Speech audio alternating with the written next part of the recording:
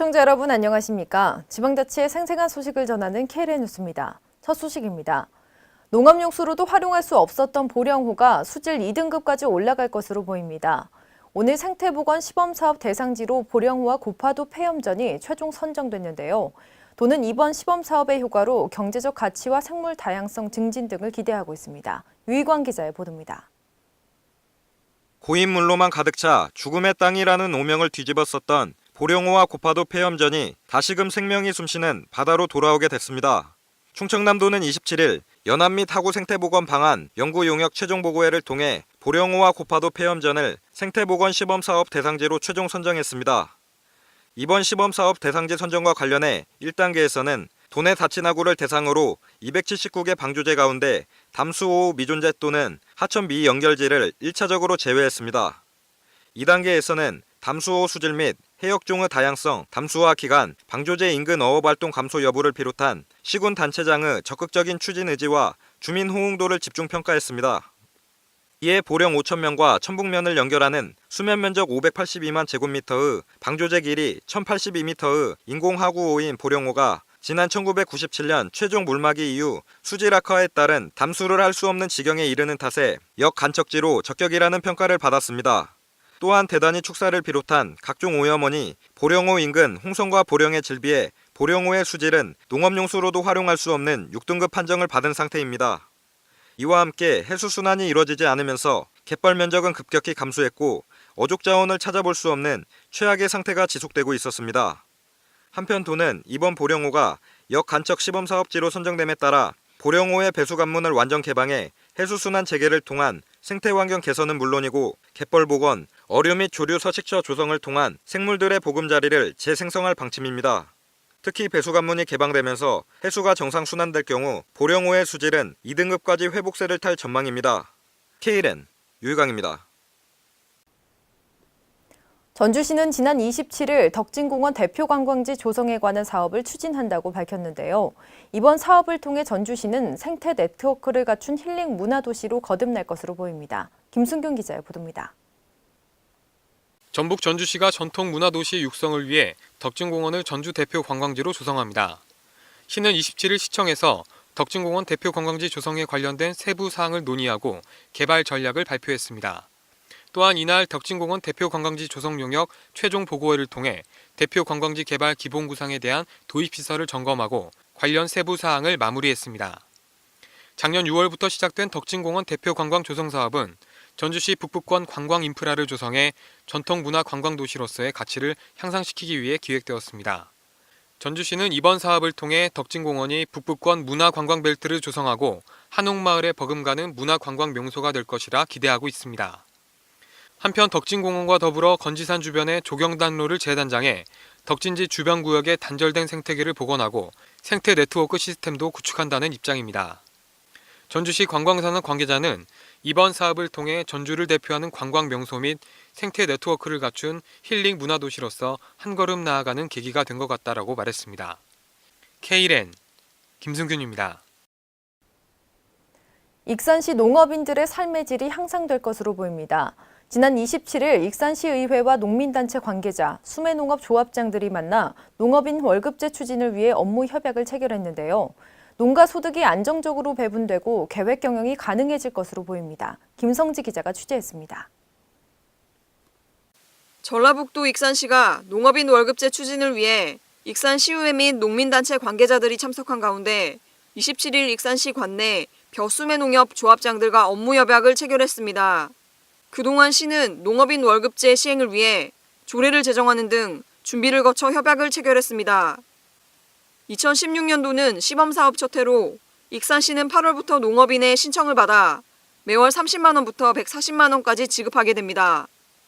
농업인 월급제 희망 대상자는 익산시에 주소를 둔 3헥타르 미만의 벼 재배 중소농가를 대상으로 농협과 수매 계약을 체결한 농업인입니다. 정원율 익산시장은 젊고 유능한 농업인의 지역 내 정착을 유도할 수 있도록 농업인 월급제가 조기에 정착될 수 있게 최선을 다하겠다고 말했습니다. KLN 김성지입니다. 비정규직 축소에 앞장서야 할 공공기관에서 오히려 비정규직 비율이 점점 늘리고 있어 비판의 목소리가 높습니다. 비정규직 인원들의 업무가 한시적 업무가 아님에도 불구하고 정규직 전환이 거의 이루어지지 않고 있습니다. 김순균 기자가 집중 취재했습니다. 최근 들어 공공기관에 근무하는 직장인 A씨는 일이 끝난 후에도 자격증이나 다른 기술을 배우느라 바쁜 상황입니다. 이유는 A씨가 다니는 직장의 계약직 기간이 얼마 남지 않았기 때문입니다. 항상 불안하죠. 아무리 성실하게 열심히 근무를 해도 2년이라는 시간이 계약이 되어 있기 때문에 2년 뒤면 또 다른 직장을 구해야 한다는 그 압박감에 항상 정신적으로도 되게 스트레스를 많이 받는 것 같아요. 현행 기간제법에 따르면 계약직으로 2년 이상을 근무하면 정규직으로 전환이 되는 시스템이지만 일반적으로 정규직 전환보다는 새로운 계약직으로 근로인원을 채우는 경우가 많습니다. 지방자치단체들이 운영하는 주차요원이나 산불감시 요원 등의 경우 한시적 업무가 아닌 상시 업무인 경우인데도 무기직 전환을 피하기 위해 1년 정도의 계약을 한 뒤 재계약하는 경우가 많습니다. 문제는 일반 사기업이 아닌 공공기관에도 이런 비정규직 인원들의 감원과 신규 채용이 자행되고 있다는 점입니다. 현재 우리나라의 비정규직 규모 비율은 약 610만 명으로 매년마다 그 숫자가 꾸준히 오르고 있는 실정입니다. 이와 함께 전북교육청의 공립기관 기간제 인원은 전체 근로자 인원의 34%를 차지하고 있어 비정규직이 차지하는 비율은 상당히 높은 편입니다. 문제는 비정규직 인원들의 업무가 상시 업무인데도 불구하고 정규직 전환은 거의 이루어지지 않고 있습니다. 저도 비정규직이지만 한시적인 업무는 하지 않고 상시 업무를 하고 있고 사무실 안에서도 한시적으로 그 업무 하시는 분은 없어요. 비정규직 인원 중에서요? 네. 비정규직 축소에 앞장서야 할 공공기관에서 오히려 비정규직 숫자가 점점 늘고 있다는 점에서 비판의 목소리가 높습니다. 이처럼 공공기관마저 기간제법의 취지를 무시한 채 무기직 전환을 외면하는 한 상시 업무에 종사하는 비정규직 인원들에겐 무기직 전환이 그림의 떡이 되고 있습니다. Kren 김승균입니다. 지난 26일 전북도청에서는 전라북도와 전국경제인연합회가 공동으로 식품산업 발전 토론회를 열었는데요. 전북에 집적화된 식품산업이 집중 조명을 받고 있는 가운데 일각에서는 성장 가능성에 대해 의문을 제기하고 있습니다. 유희광 기자의 보도입니다. 전라북도 핵심 전략사업 중의 하나인 식품산업 활성화 사업과 관련해 스토리를 입힌 K푸드 콘텐츠를 개발해야 한다는 주장이 제기됐습니다. 단순한 음식 자체로만의 식품산업 성장이 아닌 이야기와 상징이 담긴 식품 콘텐츠를 개발해 국내는 물론이고 외국인 소비자들도 사로잡아야 한다는 것이 전문가들의 의견입니다. 이렇듯 전북 식품산업이 신산업과 함께 성장해야 한다는 의견이 지속적으로 제기되고 있는 가운데 전라북도는 26일 식품산업 발전 토론회를 열고 전북식품산업 활성화 방안 모색에 나섰습니다. 토론회에서는 농생명 허브와 국가식품 클러스터 연계 발전을 비롯한 중국과의 FTA 체결에 따른 수출 증대 방안 등이 제안됐습니다. 이 자리에서 호서대학교 정혜경 교수는 전북 식품 클러스터는 음식 문화 인프라를 조성해야 한다며 스토리텔링이 가능한 식품을 개발해야 한다고 강조했습니다. 또 하림그룹 본부 문경민 상무는 단순히 농산물을 생산하는 1차 산업은 마무리되었다며 푸드앤어그리 비즈니스 시대가 도래했다고 말했습니다. 이어 농업 생산자가 부가가치를 만들어내는 식품 생산자로 바뀌는 순간 농업의 새로운 지평이 열릴 것이라고 전했습니다. 한편 세계 식품 시장이 끊임없는 성장과 함께 다양성을 추구하는 시점에서 신산업 공급 정책으로 과감한 정책 패러다임 전환의 필요성이 제기되고 있습니다. Kren 유희광입니다. 전라북도를 방문하는 관광객들이 더 폭넓은 관광을 편리하게 즐길 수 있게 됩니다. 전라북도와 14개 시군이 힘을 합쳤는데요. 지난 26일 열린 전북 관광 추진 상황에 대한 영상회의를 통해 그동안 제기되어온 여러 문제점들을 개선했습니다. 전라북도가 관광 활성화를 위해 도입한 전북 관광 패스라인 구축 사업에 박차를 가합니다. 도는 26일 전북 관광 추진 상황에 대해 영상회의를 갖고 패스라인 구축에 대한 시범 사업을 논의했습니다. 전북 관광 패스라인 구축 사업은 도와 14개 시군이 협업을 통해 관광에 필요한 여러 요소를 자유이용권 형식으로 통합한 서비스 시스템입니다. 도는 7월 말까지 민간 위탁 기관과의 협약 체결을 완료하고 8월부터 설계, 판매, 정산, 유지 관리를 통합적으로 운영하는 연계 시스템을 구축한다는 입장입니다.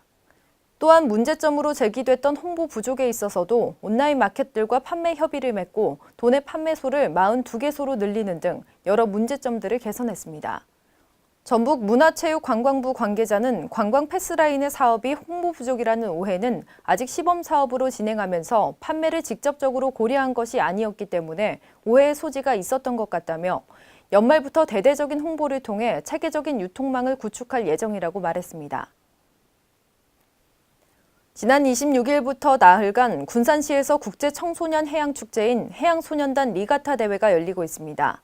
해양소년단 지도자와 지방연맹, 외국인 참가자 등 2천여 명이 모여 해양에 관련된 프로그램을 체험하는 행사인데요. 이번 행사를 통해 군산시는 도시 브랜드를 높이고 해양 문화가 더욱 활성화될 것을 기대하고 있습니다. 해양 국가와의 국제 교류를 비롯한 해양 레저 스포츠 문화 확산 등 21세기 해양화에 대한 전 세계적인 관심이 쏠리고 있는 가운데 전국 곳곳에 해양 레포츠 산업 육성 바람이 불고 있습니다. 이에 발맞춰 한국해양소년단 연맹은 지난 26일부터 오는 29일까지 군산에서 제28회 해양소년단 리가타 대회를 열어 해양문화 확산에 앞장서고 있습니다. 해양소년단 리가타 대회는 고무보트, 카누, 수영, 매듭법 등 해양기능 경기 및 해양체험 활동을 통해 올바른 승부의 가치관을 형성하고 공동체 의식 함양을 위해 매년 열리는 대회입니다. 또한 물축구, 바이킹볼, 해구 등의 번외 종목을 통한 전국 대원 간의 교류 및 일체감을 형성하고 이번 대회를 통해 해양 꿈나무들은 미래 해양인으로 한층 더 성장하게 됩니다. 한편 한국해양소년단 연맹은 국제대회 개최를 통한 해양 레포츠 문화산업 홍보에 적극 나서고 있으며 국내 외적인 우호감을 증진시키는 데 크게 기여하고 있습니다. 이상으로 KLN 뉴스를 마칩니다. 시청해주신 여러분 고맙습니다.